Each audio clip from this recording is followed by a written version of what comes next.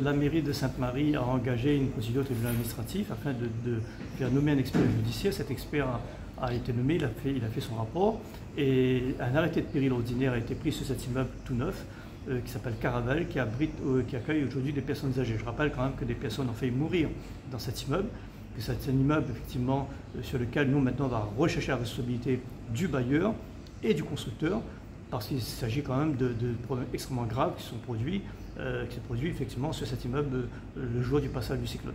Il y a pour nous évidence, bien sûr, la responsabilité de la Saint-Madias dans un premier temps également, puisqu'il achetait ce logement, il aurait dû effectivement expertiser, suivre ses travaux.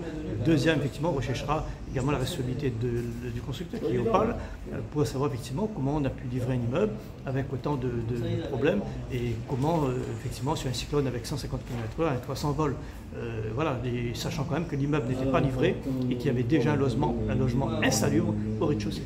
Avec cet arrêté de péril ordinaire, là, le paiement du loyer s'arrête, mais au-delà du paiement de loyer qui va s'arrêter, moi ce que je retiens de cette histoire qui n'est pas terminée, c'est que ces personnes âgées ont subi un véritable préjudice. Elles sont marquées, elles sont perturbées par effectivement cette journée où certains ont failli mourir, je précise, d'autres ont reçu des faux plafonds sur leur épaule à quelques centimètres, c'était sur la tête, elles auraient pu mourir.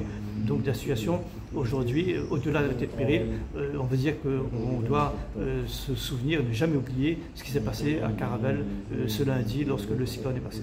Il faut qu'on recherche effectivement ce qui s'est passé. Est-ce que c'est un problème de matériaux? Est-ce que c'est un problème de construction même, de suivi? Est-ce que c'est un problème de compétences? Il faut qu'on arrive à savoir pourquoi. C'est quand même pratiquement 1 milliard d'euros à ce rythme-là qui ont été injectés par l'État sur le logement social et pour lequel il y a des problèmes. Donc on a demandé une commission d'enquête. Les parlementaires qu'on a eu l'occasion de rencontrer il y a quelques semaines s'engagent à le faire. Donc ils sont en train de préparer cette intervention pour cette commission d'enquête.